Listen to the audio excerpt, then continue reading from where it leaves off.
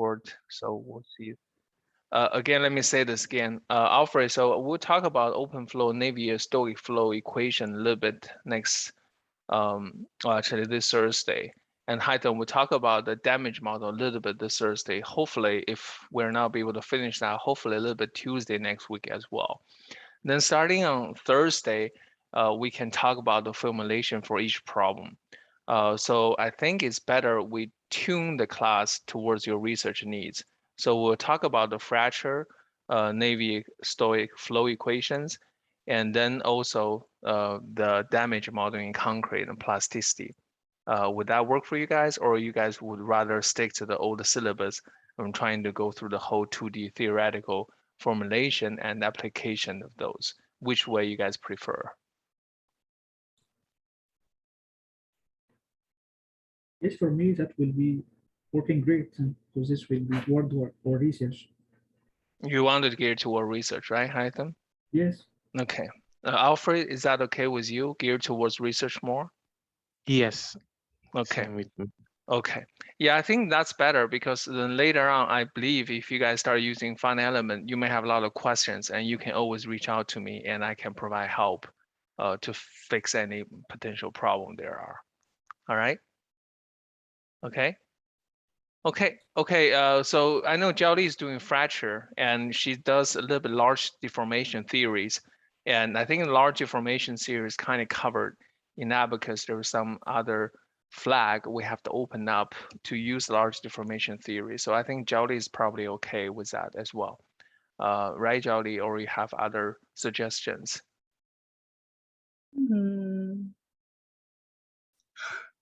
It's okay. Okay.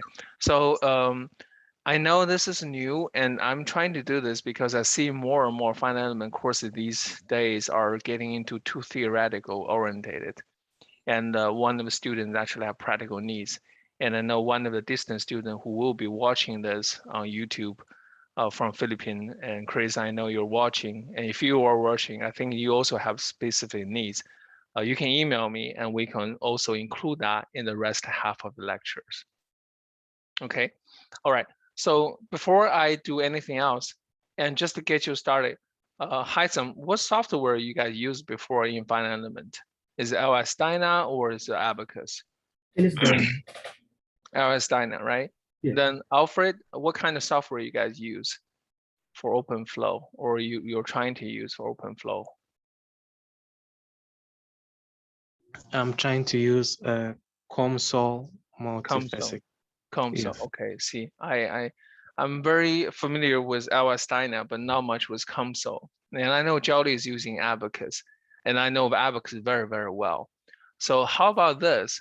I will start sharing some of my experience with Abacus and how we learn Abacus in my group, and hopefully you can learn something from that as well. All right. Excuse me. Okay. So let me share my screen. So today is just really crappy here. Okay. So do you guys see the screen here? Do you see it? Yes. Okay. Yeah. So if you see it, right, the first thing I'm showing here is Abacus Theory Guide. Okay. Abacus Theory Guide is something that Abacus has, that every basically software have this. Okay. If you use LS Dyna, you can simply search LS Dyna manual or LS Dyna theories, and they usually come with PDF or online. And same for you, Alfred. If you search for the theory guide for the software you're interested in, COMSOL, they also have it. And nowadays, the finite element software package is so complicated. You have a lot of information here. Okay. Now, if you take a look at the theory guide here, what we have talked about so far in the solid elements formulation. So if you hit 3.2.2, all these are the formulations. Okay. Now, usually you don't have to pay attention to all this unless you have problems. And then in Abacus, and I believe this is the same thing for LS Dyna and for the flow problem. If you click on the top menu here, do you guys see all these options? Theory guide, verification guide, glossary, script using, and all these options. Do you guys see that? Yes. Okay, if you do, then you see there's a user guide, right? If you click on that, that gives you the navigation of how to do the general modeling techniques. right? So basically each topics are some particular problems that you can apply for it. If we were to go to fracture, Jody say, look here, there's a chapter 31 fracture mechanics. You can click on that and we get into the fracture mechanics domain, right? Okay. And if you want to do the flow, for example, and I don't think Abacus has a flow, let's just say that concrete damage, okay, concrete damage. And I don't see any concrete damage here, unfortunately. All right, so what is Heisman, you might have to look into our Steiner to see if they have any concrete explosive modeling, talk about concrete damaging. Okay, yeah, so but there must be the example here.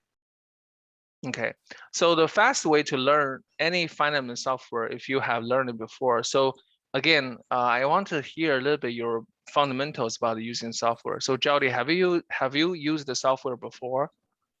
Abacus or any like finite software before? Yeah. Okay, so you know how to use the software, right? You learned that before, right? Yeah. Okay, so why I'm saying that is you may think this is trivial, but actually trying to learn the software from ground up is difficult. Now, these days and ages, things have become much better. For example, if I want to do fracture problem, I can simply go on my YouTube and search for it. There's a lot of tutorials. All right, tutorial tell you how to set up the problem, how to apply the boundary conditions, and how you set up the loading and how you solve the equation, so on and so forth. Okay, so these are the typical problems that you might see in YouTube, right? Just pick one and you can find out how you solve the problems. All right, so for LS Steiner and, for example, if I say concrete explosive modeling,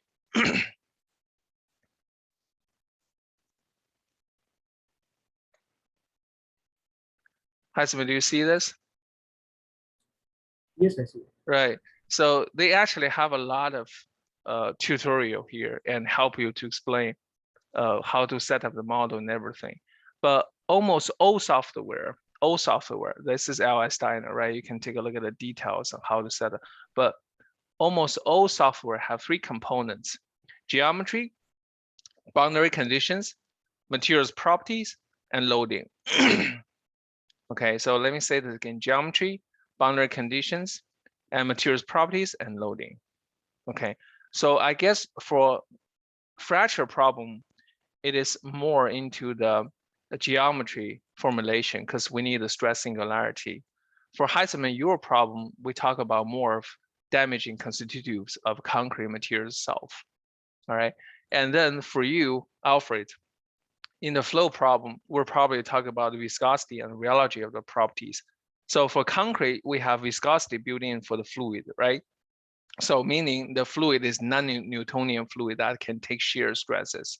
So the plasticity behavior or the yielding behavior is something you needed for the flow problem, right, Alfred?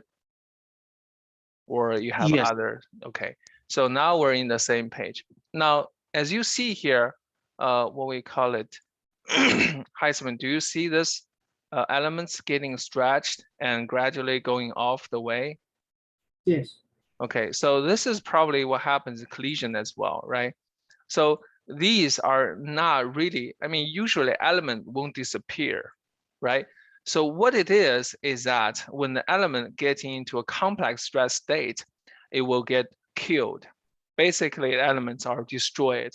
And then the finite element software are able to track them and remove them from the domain. So you see that's kind of like a damaging or failure, we call it. But this is solid domain.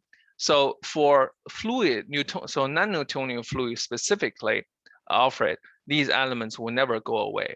But differences is that when you do fluid, right, you think of it, the whole space is actually continuum. Do you know what I mean? Okay, it might get a little bit complicated. But Alfred, do you know what I mean? The whole domain is like a solid, the whole domain is continuum. Yes. Okay, so this is maybe a little bit too abstract. Let me share my screen so you know what I'm talking about. Okay, give me 1 second. This is here. Okay, so there are two ways of modeling. In essence, is that if for solid, and this is a fracture problem or damage problem we're dealing here in solid, and this is for you, Heisman, that we have elements, right? And we'll talk about the quadrilateral elements a little bit, but today I just want to quickly get into this a bit. When we have elements, so each element will have integration points, quadrature points. Those quadrature points we were talking about usually are 4 for each element. Okay, and when you do quadrature points, right, you will calculate the state of these elements. You will calculate the states of these elements.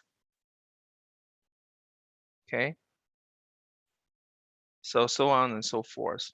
And if you say damage, right, concrete damage model, what really happening is that after you do quadrature points, you have K stiffness matrix, okay? And you're trying to solve equation K multiplied displacement field equal to the nodal forces.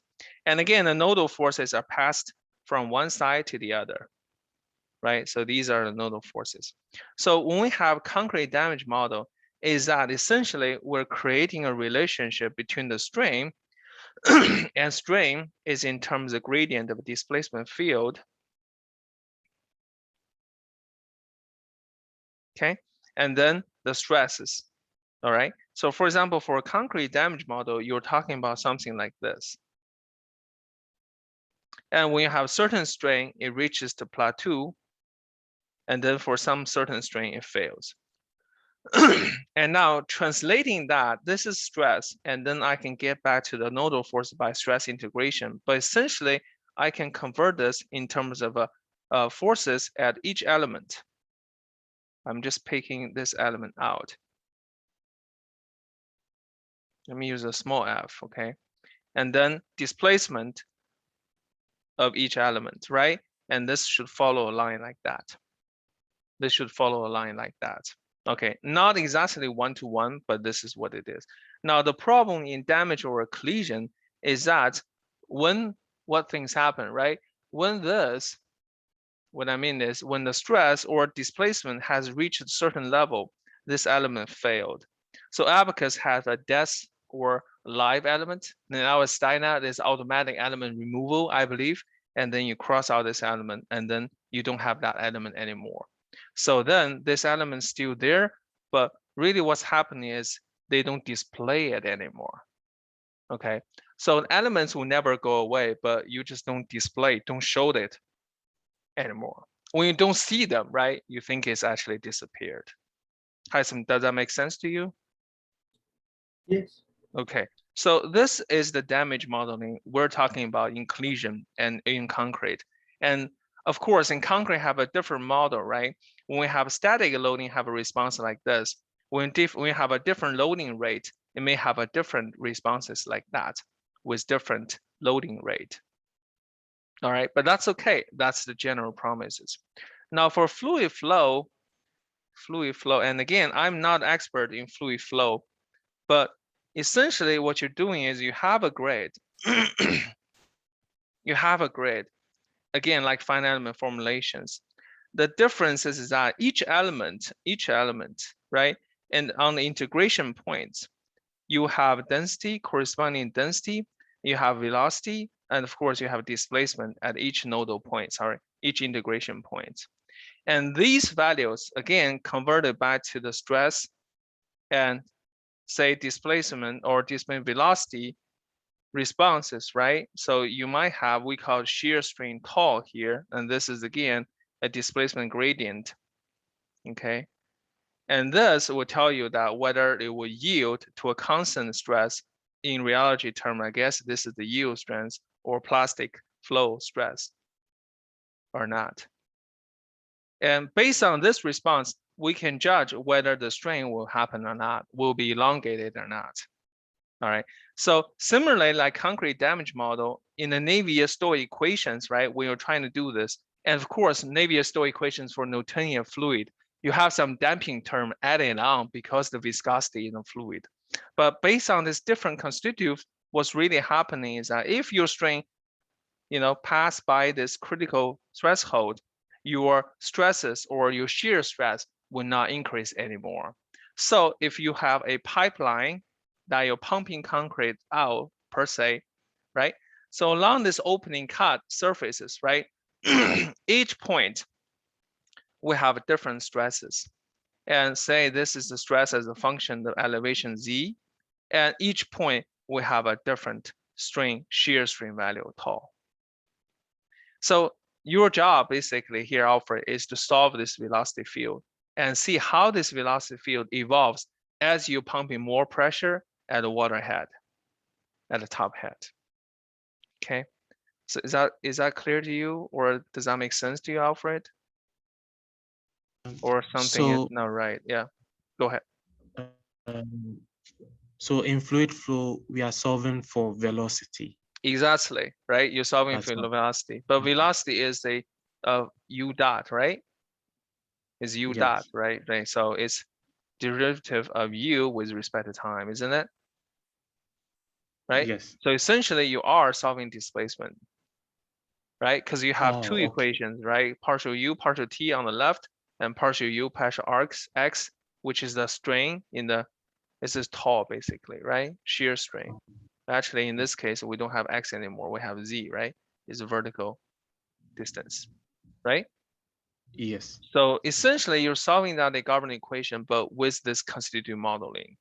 So this is the missing part. And this is I say that we need to start getting into this constitutive modeling for 3 different problems. Now in fractional mechanics, Jiaoli, things are a little bit different. In fractional mechanics, we're talking about the crack tip behavior.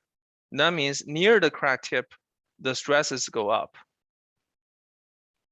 All right. So the stresses go up. If I set a coordinate system as I, x, then the stress singularity is 1 over square root of x. Okay, if x being the distance between the crack tip and going the other way, going the other direction, right? That is the stress field, and that is 1 over square root of x. Okay, so Okay. the whole idea of fractional mechanics is that the stress field ahead of crack tip is this or something function of that, multiply a function of theta angle, right? Different angle here, and then multiply a so-called stress intensity factor. If this is mode 1, and when we say mode 1, this is tensilely pulling it. Okay.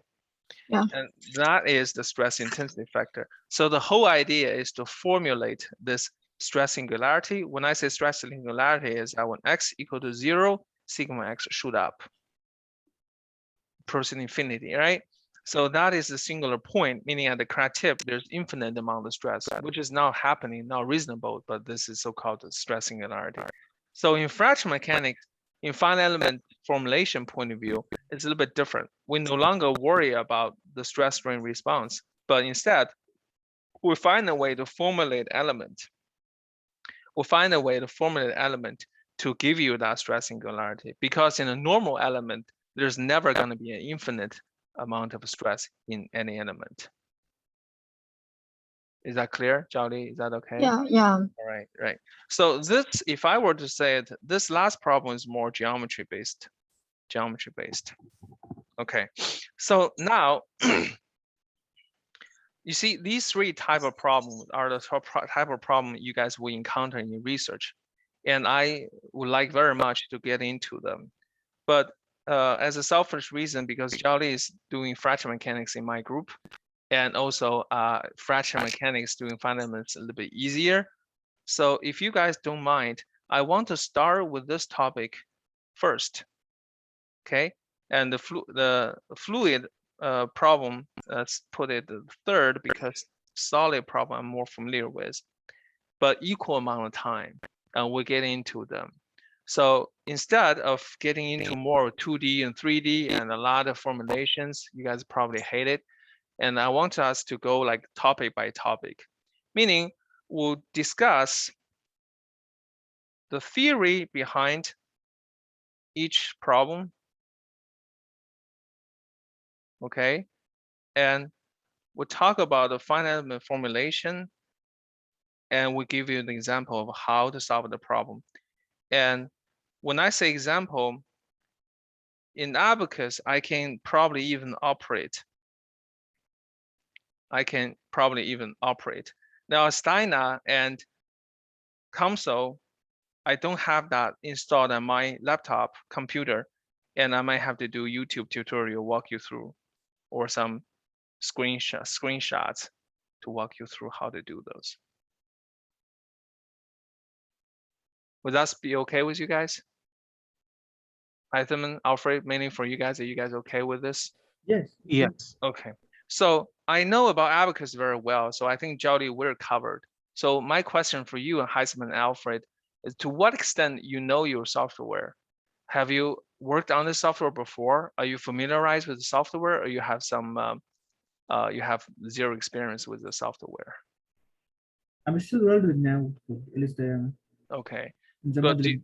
do you have the software on your working computer or laptop installed or something Yes, like that? I You do, have it. right? Okay, so you have played around with it, right? Yes. Okay, so do you walk But through a basic exam? still in the modeling process. I haven't did any solving. You haven't solved any problem, just Yes. trying to play around the geometries and all that, right? Yes. Okay, Alfred, so where are you at? So have you tried console with the modeling before? Have you started anywhere?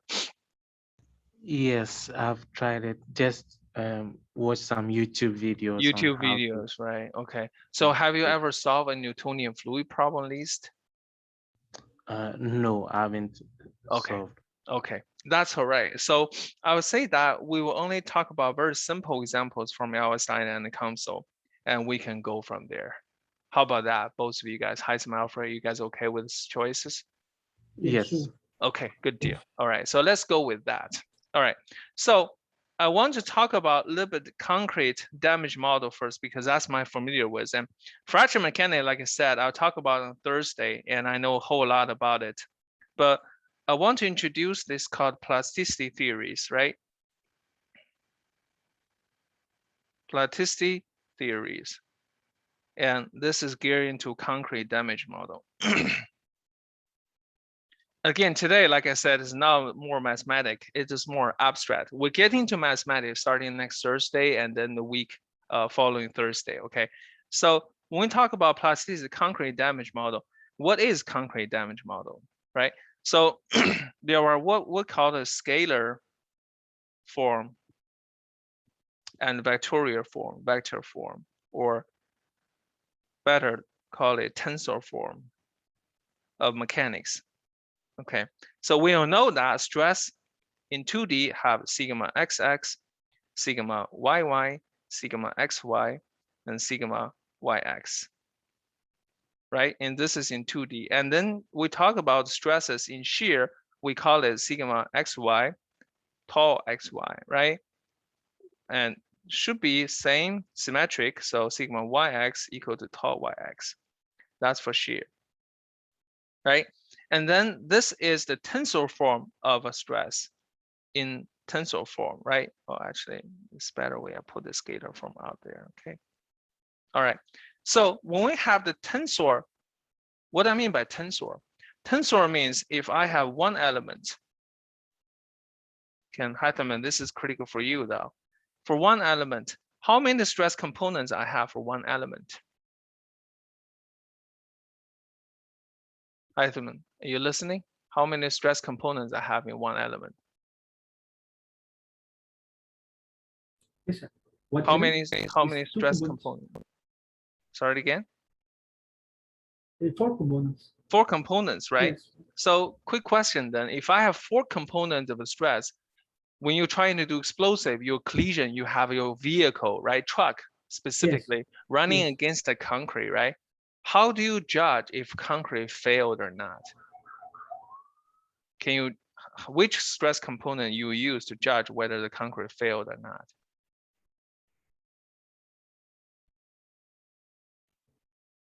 How do you judge? It's not a trick question. Anything's fine. You give me your first intuition. What do you think? Which stress component? Then you have 4 stress components for elements, right? Yes. Say, this is element, and assuming, right, in your head image, this is side of the bridge, concrete, right? And assume that maybe this elements come from here, right? Yes. and then the truck is hitting on the side, right?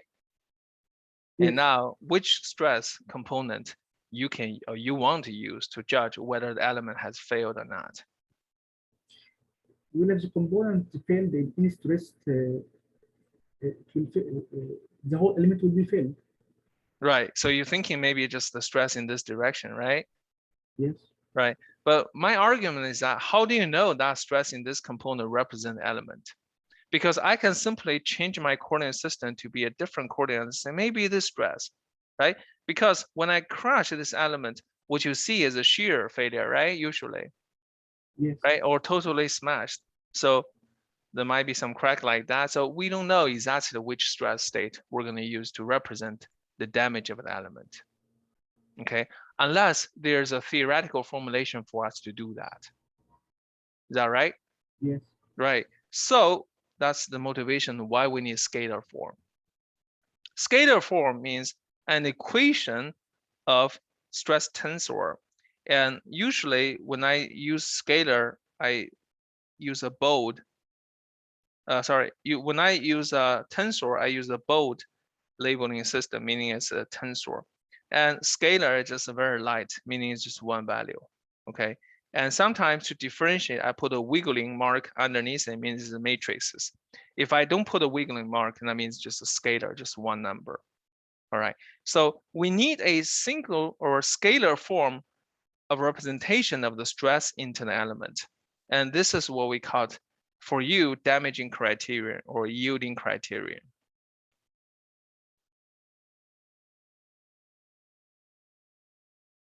Okay.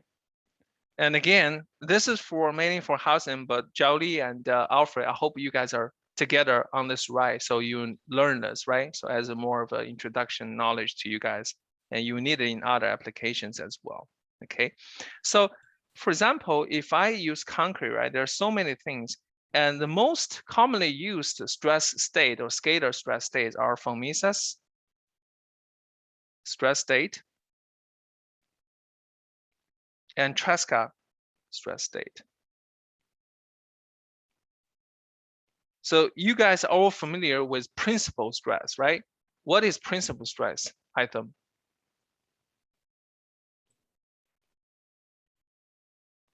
Principal stresses. Principal stresses. Yeah, principal stresses. Do you understand the term? You might have forgotten. Okay, so let me quickly refresh. So principal stresses is that if I have a stress data element like this, right? I can always tilt it into a plane, and I call this plane with a reference of theta angle here with respect to regional coordinate system, that on this plane, I will only have tensile or compressive stresses. So that is, I can convert a 4-element stress block or stress tensor, 4 elements, right? 4 components, right? As we talk about, into a 2 only. No shear, just tensile and compressive, tensile and compressive, right? So Tresca criterion says from this principal stresses, I can actually call it 1/2 sigma 1 minus sigma 2 plus 1/2 sigma 2 minus sigma 1. And that is the yield stress. So instead of all this, I name as tau, and check me, I could make a mistake here, but I will go back and verify that again. But essentially is instead of using a 4 component, I convert that into principal stress first and convert back to a single number.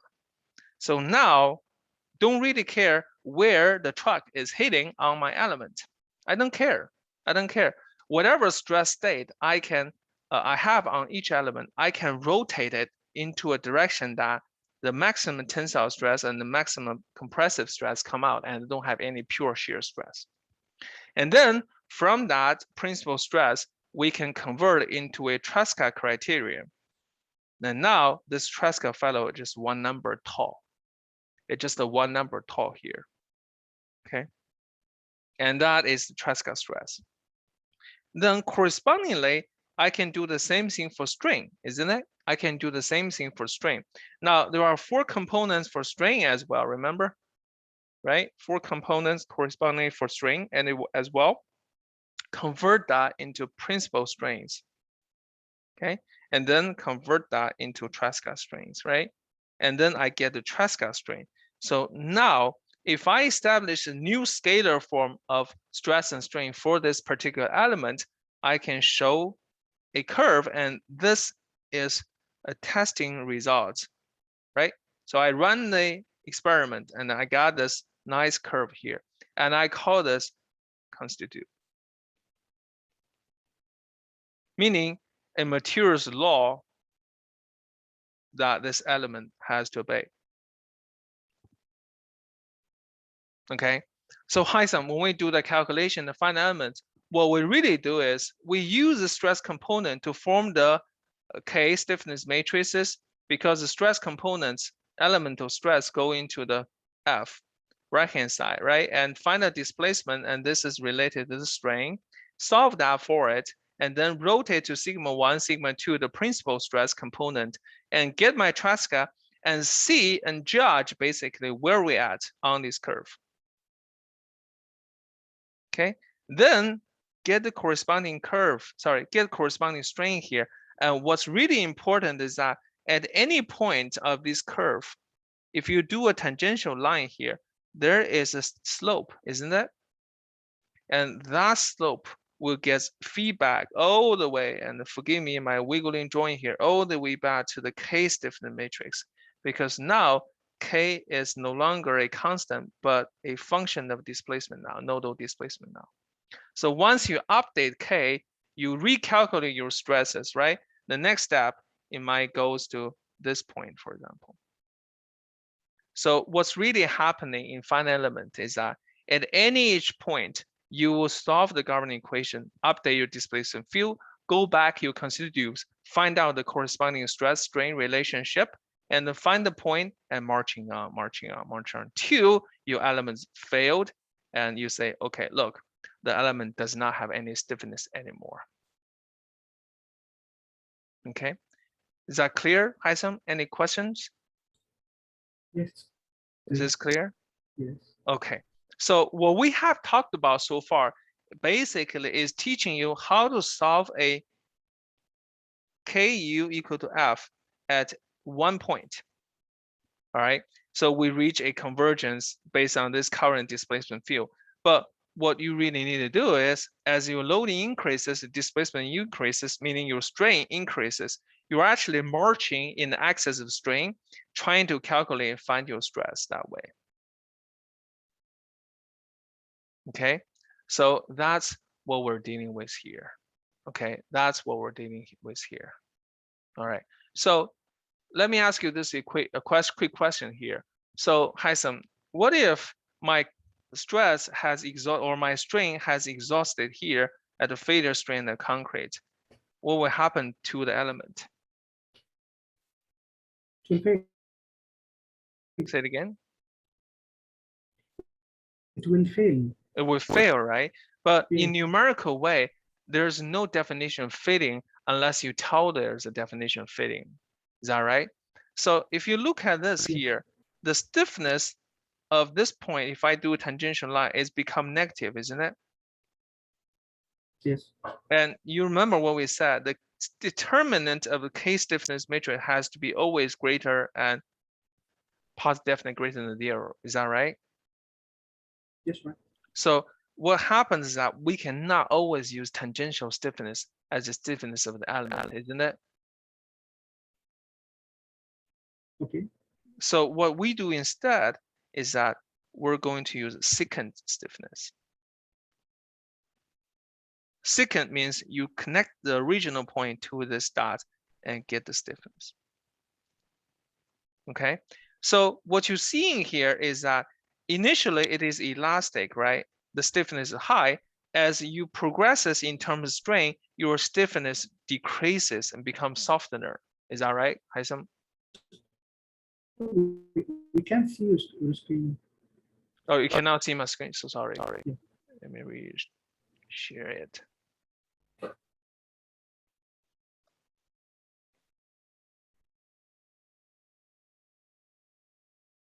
Do you see it? Yes, I see. Okay, yeah. So what I'm saying is at the beginning it's elastic, right? So the stiffness is here. As you progressive in terms of strain, your stiffness degraded or reduced, your slope becomes lower, right? So your element becomes softer, isn't it? Yes. So to describe that, what we're really going on is we introduce a damaging parameter.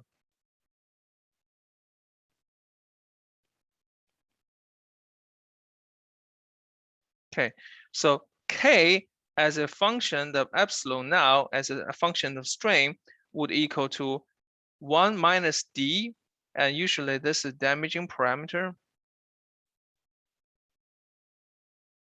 and multiplied by a initial stiffness matrices or stiffness slope. Do you see this? So when you have this equation, and mind you that the strain will be embedded inside this damaging parameter. Okay, so now in your concrete damage model, this is what we're dealing with.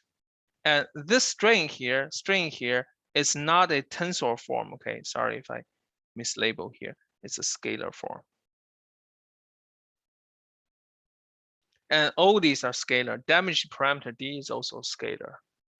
So it's kind of, if you still have a hard time understanding it, it's kind of like a spring here for the element. And I convert everything to a Tresca stress, Tresca strain, Tresca stress, Tresca strain. And then the K stiffness is a relationship between Tresca stress, Tresca strain. And this K here keep changing based on the strain, based on the strain parameters. Doctor, I have a question. Yeah. Is there any way we can get the tangent stiffness just like the tangent modulus? What do you mean tension stiffness, tension modulus? Now we're getting the secant stiffness. Yes. So we connect it from the 0 to the point we want to calculate the stiffness at. Yes. So you're saying is that Right? you want to use a tangent, right? Yes. Yeah, it is. I mean, we can use tangent, but the damaging model uses secant because it's easier. It is easier to use damaging parameter on the secant modulus. Okay, but is there Yeah. a way we can make the software calculate only the tangent? This will affect the computation type? You got to talk a little bit louder and slower. Sorry, Hazem. Can you say that again? Yeah. Okay. If we choose the software to calculate the tangent stiffness, Yeah. so this will make the computation time will be more. Yes. So that's a very good question. Now, there are different ways to calculate damage. When I have a scalar, this is actually what we call the scalar damage parameter or scalar damage model. We always use secant. But if you want to use tangential, there are also ways to use tangential, but the method is a little bit complicated. Okay, and I can tell you why is that, because now keep in mind that every time when you're trying to evaluate your state of element, you have to go back to this Tresca domain or scalar domain. Is that right? So when you do that, at any point, you have to do a tangent stiffness, right? Okay, so what's really happening is that this slope change cannot be described by an equation. It has to be tabulated. You see what I mean? Because it's very hard. These curves here, what you have curved here, will come from your experiment data, right? And experiment data does not have a perfect function to fit for it. So it is almost impossible to describe it using the equation. So instead is that you actually will create a table, say, okay, if my strain at this value here, my tangent stiffness is this value. So what happens in between? What happens in between? You do linear interpolation. Do you see it? Yes. Yeah. So this is another way to do tangent damaging. Okay. So both of them, right? Abacus sometimes use D as damaging, and sometimes they use tangential when it's explicit. I think what you mean by doing it this way in tangent is you're doing explicit formulations. I don't know. Have you tried that explicit yet? No. Okay. So when you do implicit, that means your time derivative of the variable is dependent on your spatial derivative of the variable. When you do explicit, it's different. You do staggering scheme. You do the spatial derivative first, then add on to the time derivative. So it's not totally coupled. So you might have problem when you have explicit modeling in terms of accuracies, but that's a different topic. We'll get to that we'll get into that later. Okay, but does this make sense to you, Haitham, right now, currently? Yes. Yes. Okay, good deal. Okay, so these are some damage work that we will be doing early next week. Okay. All right, so now let me try get into a little bit more of this concrete damage model here. And I don't know in our Steiner what kind of damage model they're using right now for impact loading. But what I think we can do is I can open up now Steiner support, right? And find out what kind of damage model they're using there right now. Let me see here. Input check. Okay. Yeah, that's some of the damage model they're using it right now. Give me 1 second. Compaction, compressive shear strength. Okay. All right. So they're using the stress based. Yeah. So FT. This is that. A very simple thing. Yeah, they're using a very simple thing. So maybe I can go this way. Let me talk about the concrete damage model first, and then we can get into our Steiner. Okay. I have some time left, I think. Okay. Okay, so let me talk about this. Give me 1 second, open up here. I want us to take a quick look at the damage model, concrete damage model in Abacus first, because I believe Abacus is a little bit more rigorous than our Steiner. Then we can talk about the concrete model in our Steiner as well. Okay, but give me 1 second. Okay, let me open up this thing here.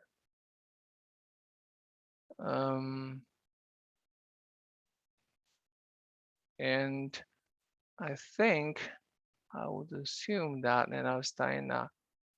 Haitham, do you guys have the code programming our Steiner, or you guys simply just need the input parameters to make it work so far? I don't know about the code. You guys haven't talked about the code yet, right? No, no. So it's open like interface basically, and you guys can play around with it, Yes, right? exactly. So Yes. have you tried play around with considered modeling input? Would there be Okay. a considered modeling input? Okay. I mean, no, have you looked at that? Have you looked at it yet? No. You haven't looked at it yet, right? No. Okay. So, all right, but let me give you some theory first. So let's talk about this concrete damage model. And this is a theory, okay? So you can implement this in Abacus or anything like that. But we can talk about this as a general secant modulus based as you were talking about. Okay, secant modulus based. Okay, now as we were saying that I can convert my stresses into sigma 1 and sigma 2 in terms of principal stresses. Sigma 1, sigma 2 in terms of principal stresses, right? So from there, I say that, look at my elements, okay? I have all kinds of stress, right? I have sigma XX, sigma YY, and I pull in compression because concrete always see compression, right? And I have sigma YX, I have sigma XY, sigma XY, or this is YX again, and this is Sorry, Doctor, sigma. we can't see your screen. Oh, I'm sorry, it dropped out pretty fast. Okay, let me try it again.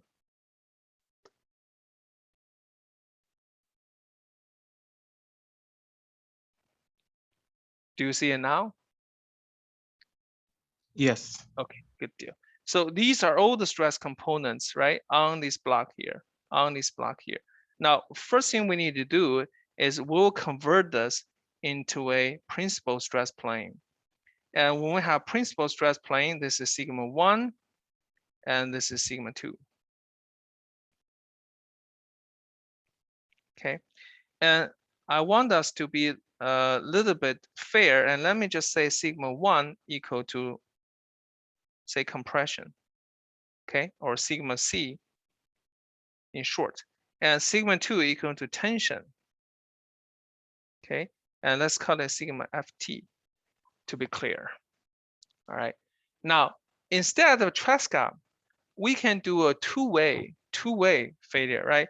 So I would say that whenever I can judge whether I'm in compression for concrete, I'm in compression or I'm in tension. Okay, so in this way, I can divide my domain in compression and tension.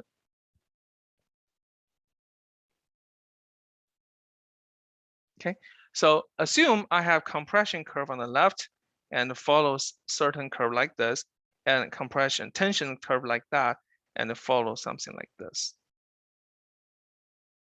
Okay, this is tensile strain, and this is corresponding compressive strain. Okay, now for concrete, right? You'll know that if you have seen the concrete before. Let me pick the compressive for now, okay? For concrete, right? If you test the concrete cylinder before, and it follows a stress strain curve like this, initial linear, a little bit nonlinear to the peak, then dropped. So in Abacus or in any fundamental software, how to simulate is that they have a linear equation here, and sometimes here second order equation, polynomial wise, and then exponential decay like that.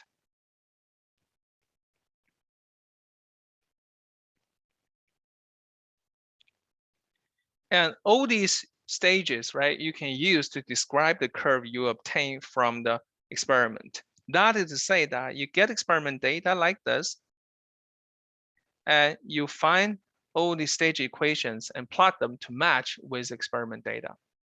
Okay, and you get the match like that. And then this is what we call the failure stress sigma Cu. And then there's a linear stage ending point or endolinear stage called sigma C naught. And then I have a peak point here somewhere. Okay, but most important is that I will have a failure strain somewhere here. Okay, so first thing first, we need to determine what is the plastic strain, right? So we need to determine what is the plastic strain. Okay, so the plastic strain is defined as we are unloading from this curve, What does it mean? It means that if I'm in the linear stage, I increase the stress and the strain goes to somewhere and I unload originally, following the original pathway, coming in, coming out, come up, go back, like that. So the modulus in the elastic state does not change at all, it's constant. It is constant, okay? But as I'm going over this linear stage and all the way, for example, if I'm going to the point here, okay, and when I try to unload, right, it does not go like this. It does not go directly to the origin point. It will unload to a certain point here. You unload to a certain point here, and then I will end up with a plastic strain or residual strain here, and I call it epsilon Cp. Okay, now you probably realize that these two slopes are different, and this slope here is called a damaged modulus. And that's why I said a secant modulus. Okay, so this modulus, if this is EC, the initial concrete modulus, right? If you already know that EC is roughly 57,000 square root of F prime C, being F prime C is the compressive strength of the concrete. Okay. Now, then this damage slope here is 1 minus DC multiplied by EC. And this DC here is the damage parameter, as we talk about in compression.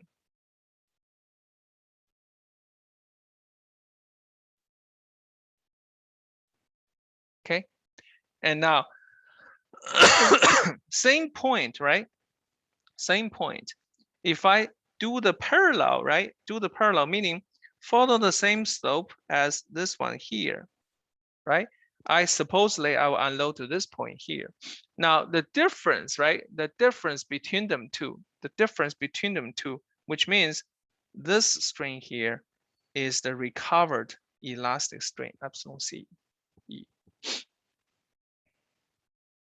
Okay, epsilon CE. So these are definition of elastic and plastic. Elastic, plastic. Okay. Now this is only in compression, right? If I were to do the same thing in tension, this is sigma ft, and this is epsilon t. And then in tension, I will have a perfect linear line. This is linear, okay? And again, modulus here is EC. And after I hit the peak, right? And I call it sigma t naught, hit the peak, right? And then exponentially decay all the way to the far distance. And then I'll find the same thing as I said before. If my point is within the linear range, I go up. When I unload, I go back. No residual strain at all. But once I went over the hump, and here in the damaging domain, it started to unload. And when I unload, I have two choices, right? One is unloading like this, and this is the damaging secant modulus, 1 minus dt. Okay, 1 minus dt multiplied by EC. And then I will end up with this strain here. This is plastic strain in tension, concrete plastic strain in tension. All right, and then I can also do a same slope unloading like the slope, unloading region at this spot, and I end up with a elastic strain of epsilon TE. Elastic strain of epsilon TE. Okay, so that is the elastic strain for the model. So now you see that in this, we called it compression tension. So two sides model, right? Two stream ends model. I have a damage parameter for compression. I will also have a damage parameter for tension. One for compression, one for tension. Okay, so now our job is actually to differentiate what is this damage parameter. But before we do that, right? With this concrete damage model we have introduced so far, with this, essentially we're saying is that any stress, right? Sigma in concrete, right? And this is scalar form, meaning compression or tension, judging by the principal stress, okay? Can be divided into two sides. If it's in compression, the stress equal to a 1 minus DC damage parameter multiplied by EC, modulus of the concrete from beginning. And then here is actually epsilon C is the strain here, right? Minus the plastic strain CP.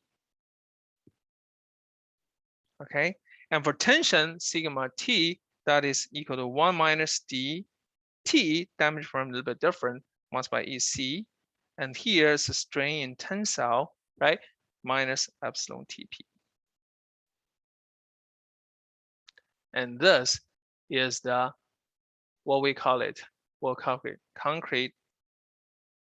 And ladies and gentlemen, you might have to note it here. This is the concrete damage plastic model. Okay, concrete damaging plastic model by loop liner.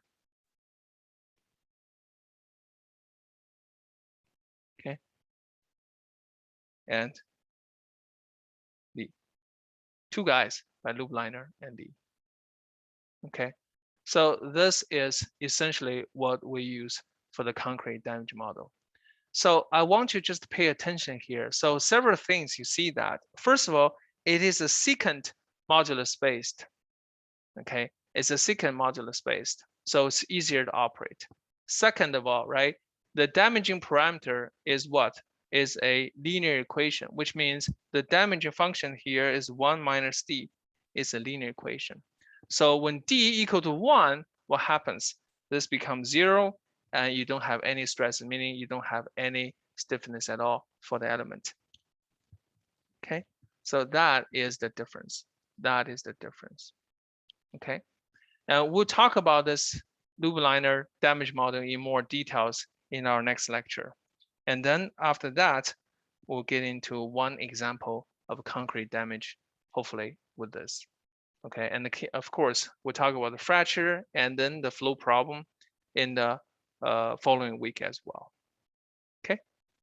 All right, I think this is it for today. I'm going to stop recording, but before I let you go, I really want some feedback because this is the first time I'm doing this way.